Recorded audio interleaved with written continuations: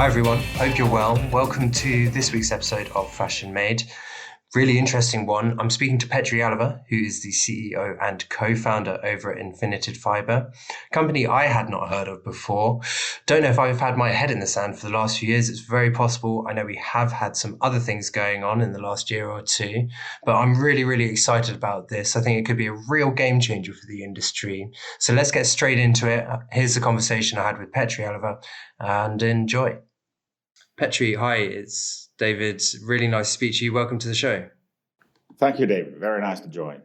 Yeah, it's brilliant to have you guys on. I was amazed that I hadn't heard of Infinited Fiber before, considering the incredible potential of this technology. It seems absolutely vast and could potentially change the future of the fashion industry.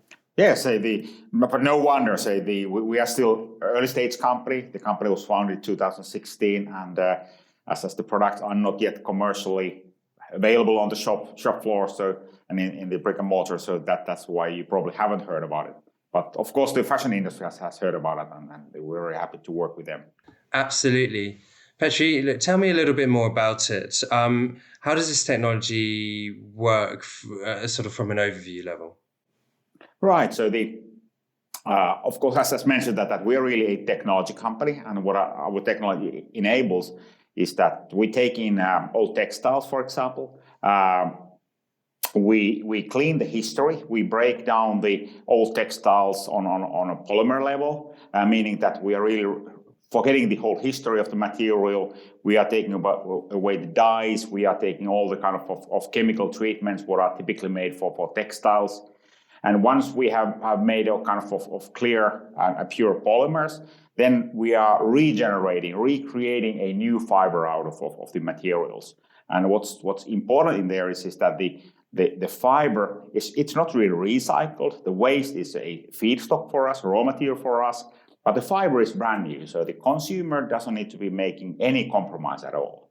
So the fibers as such, or the material, can be created into denim or jeans or t-shirts or sweaters, bed linens, so that the consumer really doesn't notice whether it's made from virgin cotton or whether it's made from our Infina fiber. And that's really the essence of the whole thing, that it's easy for the consumer. They don't notice any difference, so they don't need to make compromises. I think the kind of one of our traditional problems with the recycling is that consumers are quite often feeling compromises. So the material doesn't feel quite comfortable, or it doesn't look like what they really like to do.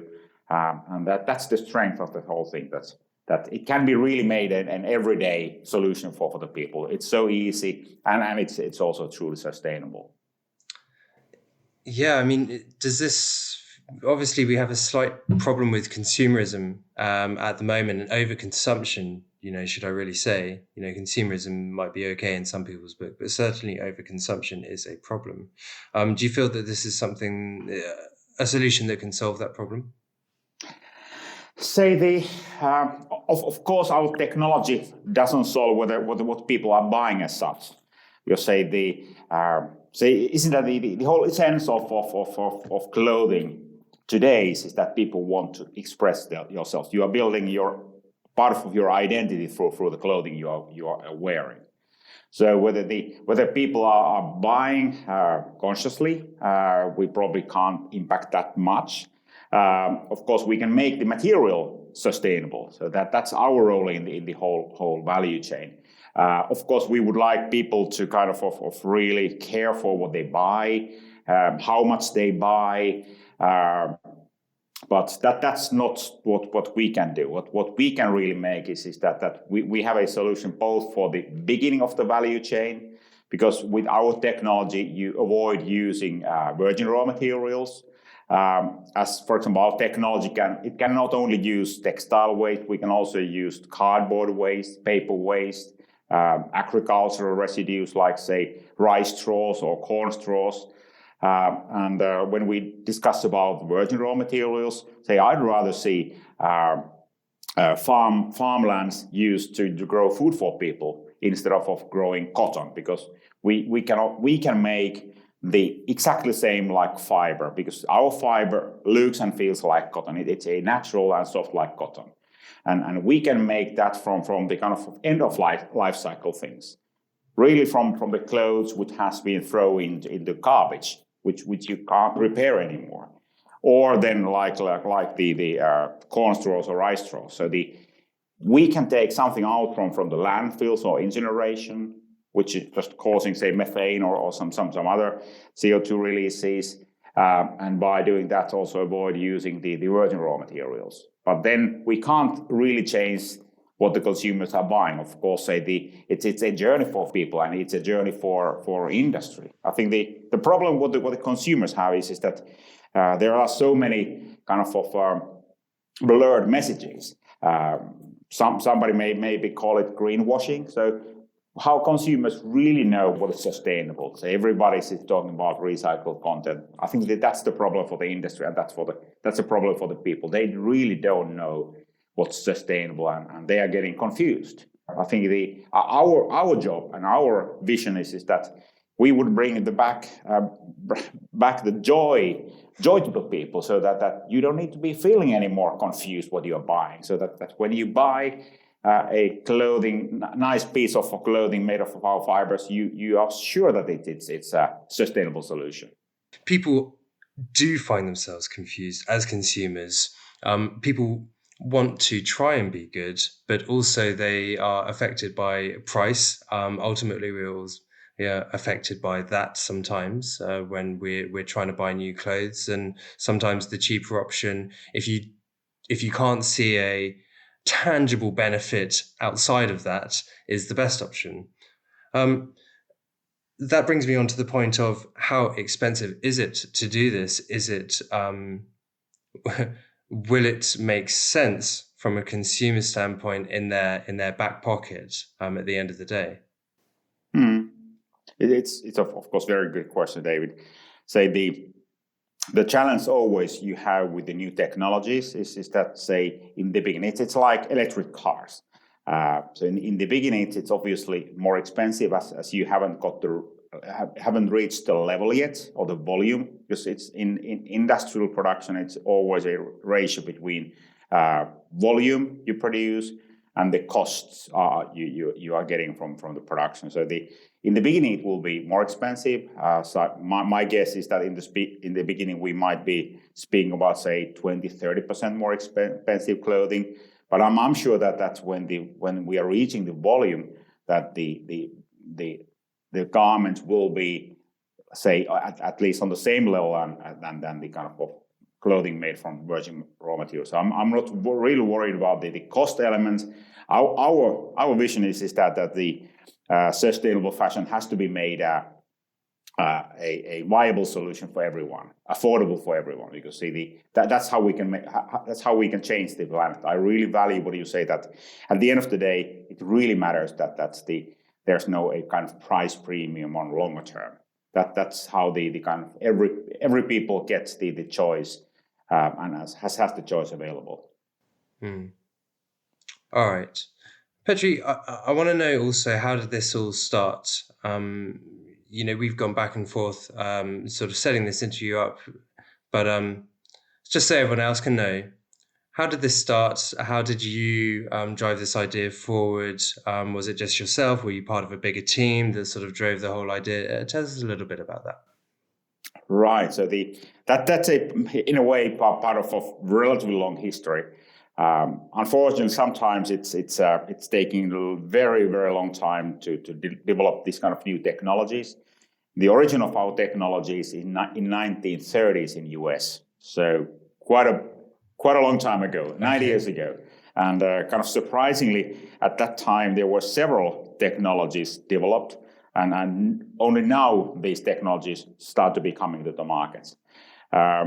So the history of this technology route started then in early 1990s in Finland, when a state-owned applied technology research center started researching technology. And the kind of revolutionary invention was made in early 2010, when the research team figured out that they could be using actually waste-based materials on producing high quality textile fibers. Then of course it's not natural for a research center to make something commercial, and they started looking at alternatives, how to commercialize the technology. I heard from the market from this incredible innovation 2015.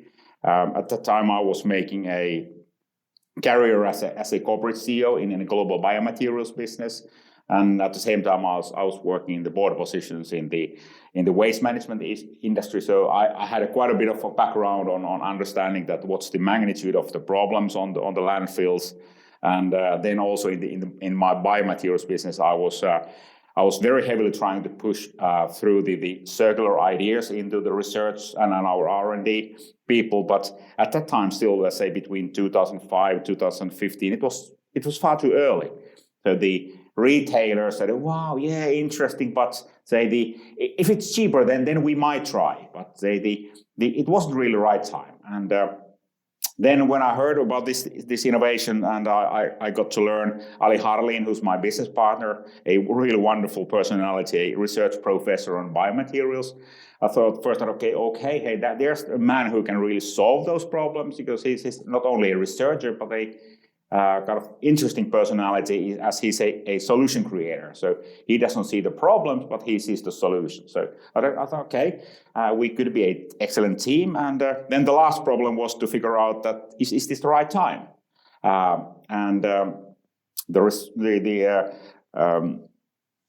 The research organization has done an excellent job on getting connections with the industry. So we kind of got a excellent start and got the discussions with the management of top management of H&M's and IKEA's and Wranglers. And what really catched my attention was that they were really ready for change. So they were really eager for solutions. So I thought, okay, hey, this could be a winning solution. That there's a man who has the technology capability, can solve the problems, sees the solutions rather than problems. I had a kind of very, very long background in global industry, building industrial growth companies, and then the customers, the brands who wanted to change. So I thought, okay, this could be a killing combination.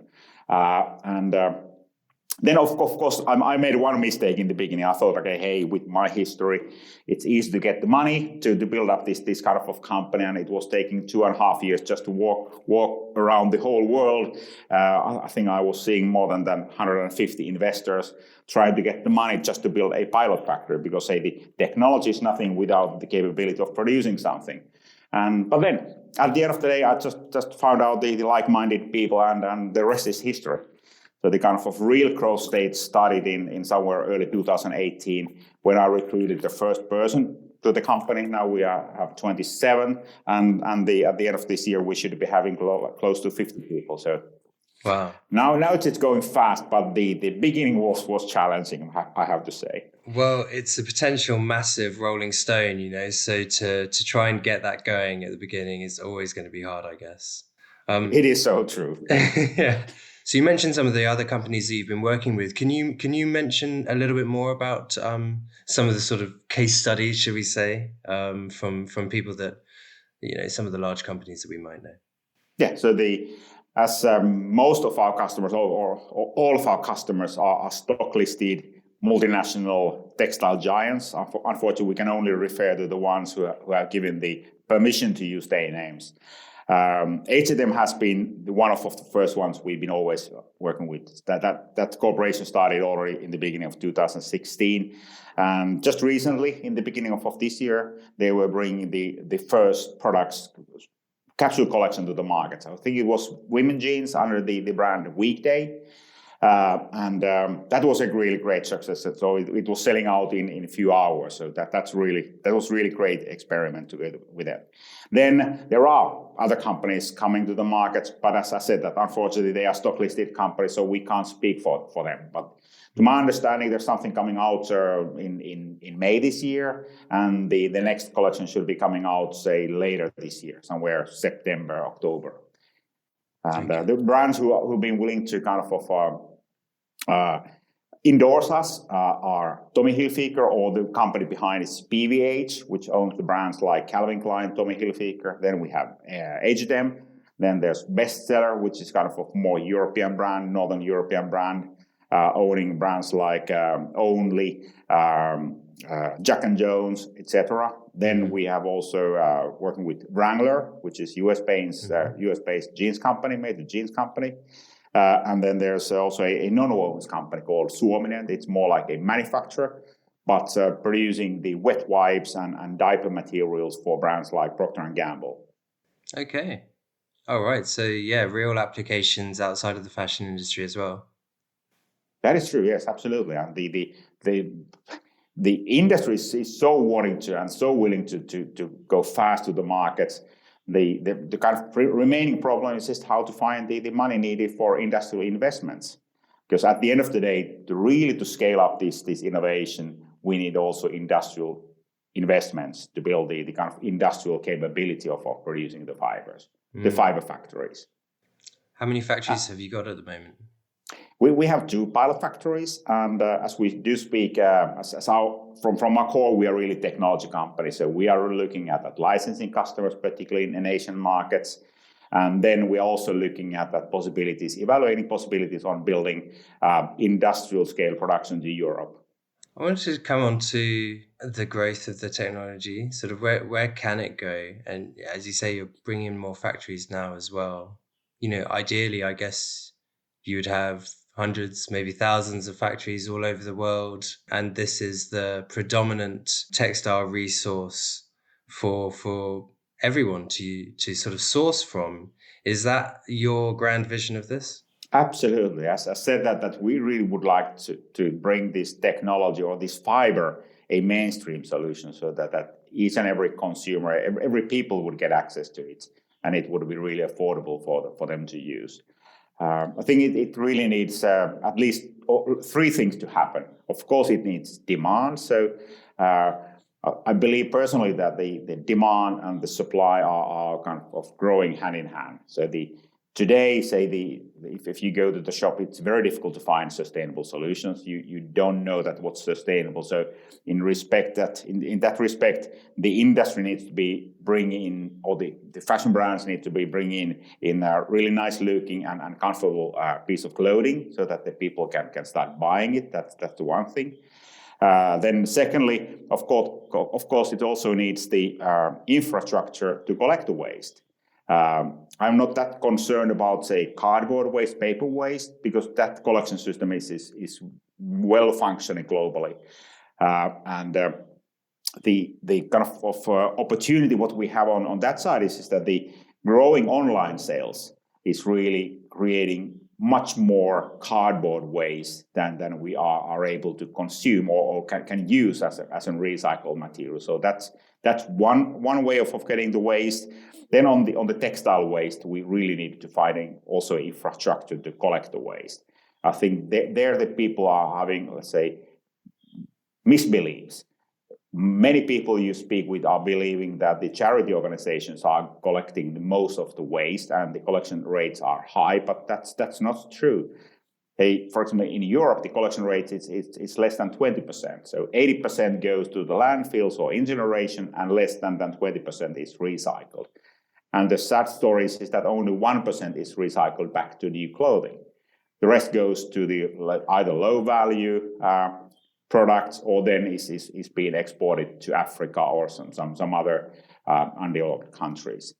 And then third, the scaling really needs also the industrial production investment, and that's what we are working on. We are looking at that the industrial producers who are today producing alternative fibers, some other fiber types.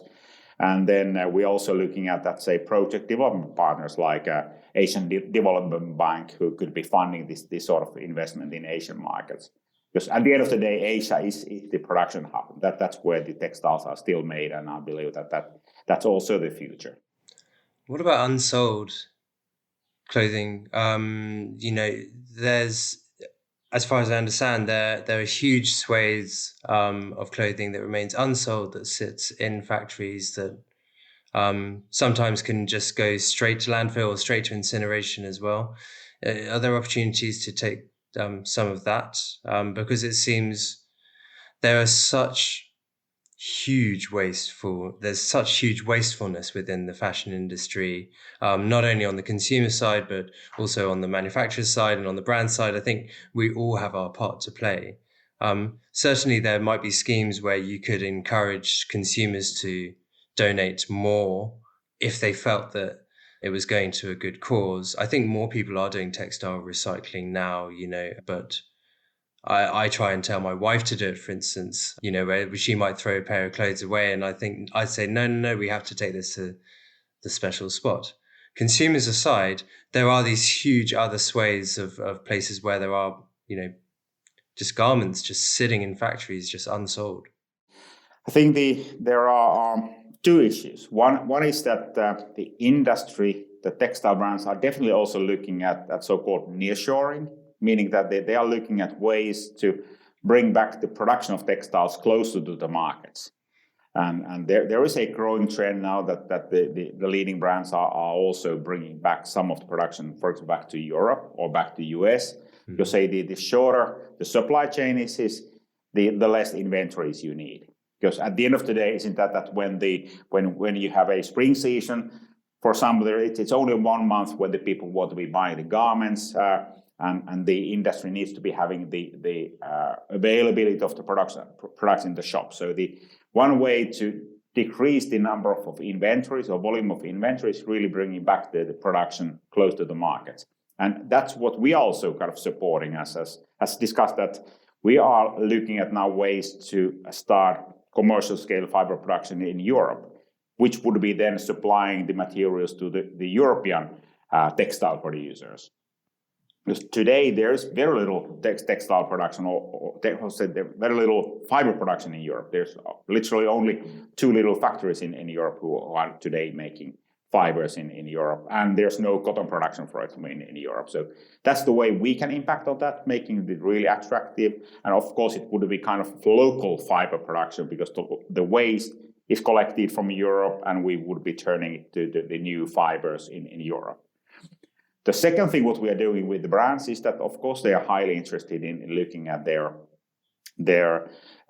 dead stock or unsold inventories, and we are looking at cooperating so that at the same time when they are buying the fiber from us, they would be also supplying us the raw materials. So instead of incinerating or burning the unsold garments, they are looking the ways to give it to us, and we would be using that as an feedstock. When you discuss that more people are collecting the waste, it is definitely true. The people are getting more conscious, but it also needs some support from governments.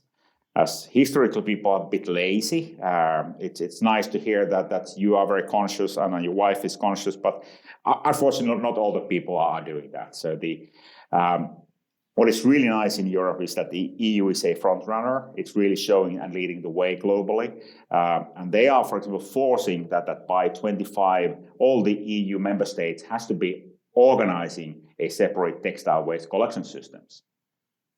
And of course, what that will be creating, it will definitely increasing the availability of the waste. And always historically, when that has happened, there has been new innovations created just to solve the problem. Because the collection is just one piece of the solution, but at the end of the day, then you need innovations, technologies, how to utilize the waste. And the other thing, what that is also causing that it will also decreasing the cost of the waste. So it will just, let's say, decreasing the barrier for new innovations to come to the markets. And at the same time, also increasing the cost of the traditional way of making things. Because isn't that in a way, somehow we should be paying the bill of creating waste? There's no society of taking care of the waste problem. So that in a way, we also need to be part of the solution as a people, as a consumers.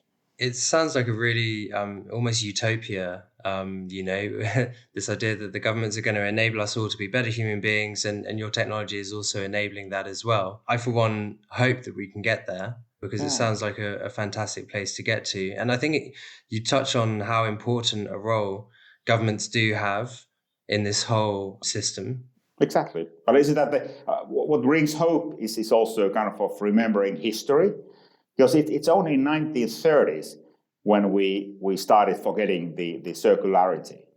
Because say until 1930s, the whole world was circular. Because the kind of basic materials were expensive, so everything was recycled. Say, for example, our old opera house in Helsinki, that was built from old flooring materials imported from Stockholm, and the bricks were old. So the whole life was circular. But then in 1930s, what happened? Some innovator figured out the how to make synthetic materials. And only in this 90 years period, we have forgotten the whole circularity, and we've been believing that somebody else is taking care of the waste. I strongly believe that we are reinventing the circularity. The people want that. They see the feasibility of it. The industry, for example, fashion industry, has very, very high interest on the circular solutions because they believe that can be solving most of their problems. So I'm sure that we are learning it again because it has been part of our DNA for all of our history.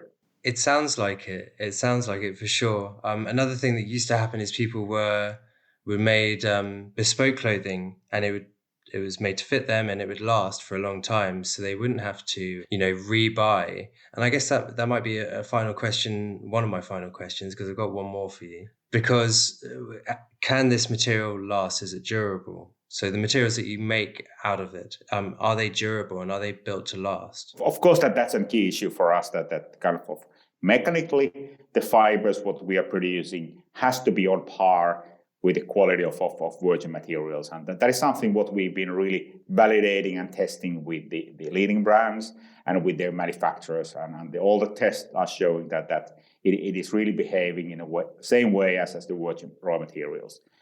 For example, in terms of pilling is one of the traditional problems that you are getting the little pills on the fabrics. In that respect, the latest research and analysis is showing that we are even better than some of the traditional materials. So I'm convinced that in that respect, the material is really on the level what is needed on the markets.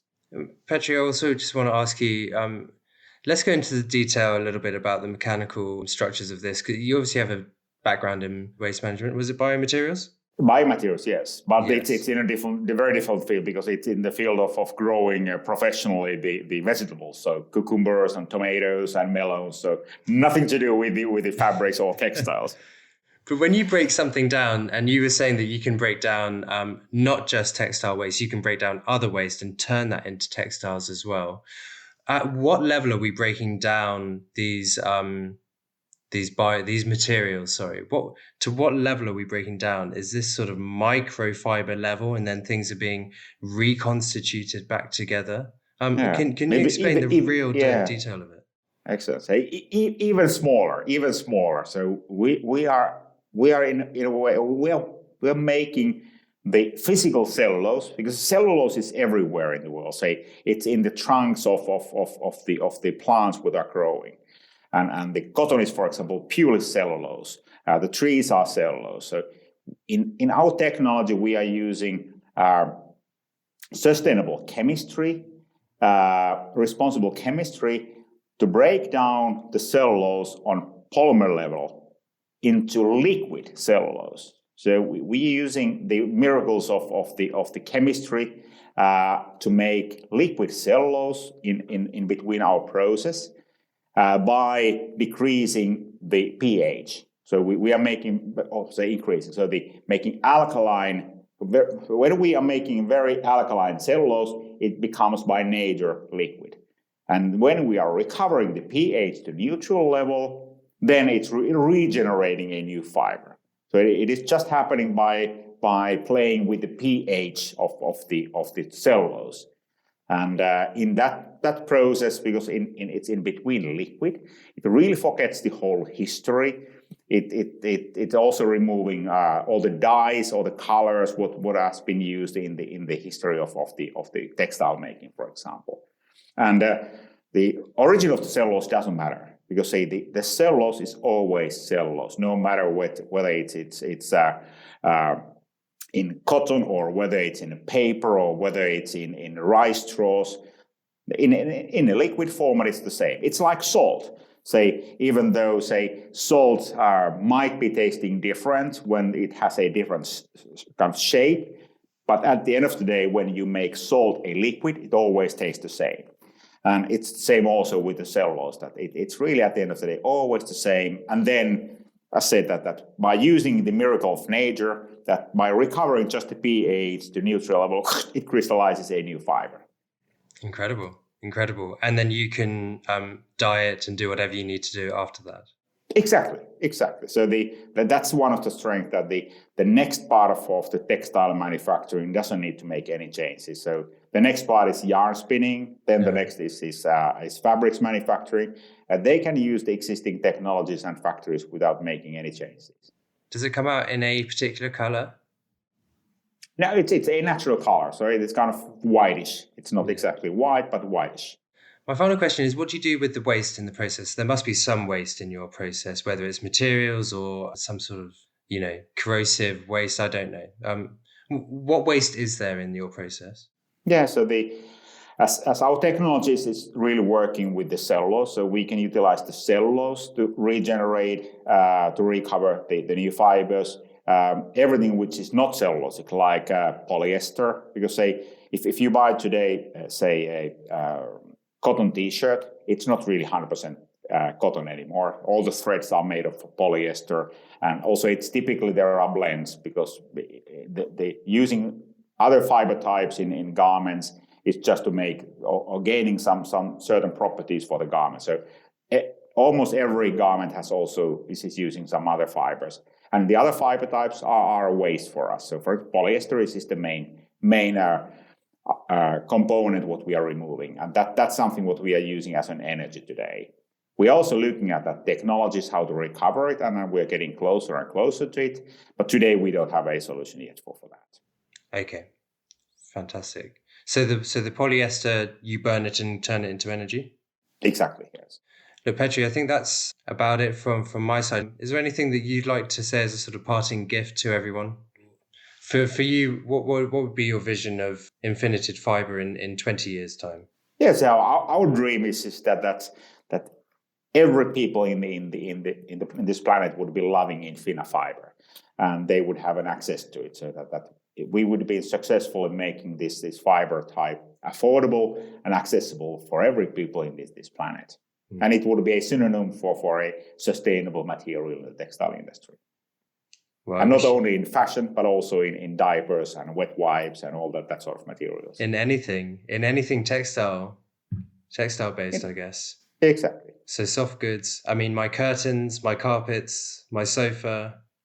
Exactly. It could all use it. Well, I wish you all the best. I look forward to seeing the name Infinited Fiber come up again and again and again, because it sounds almost too good to be true. But having spoken to you, I know that that's not the case.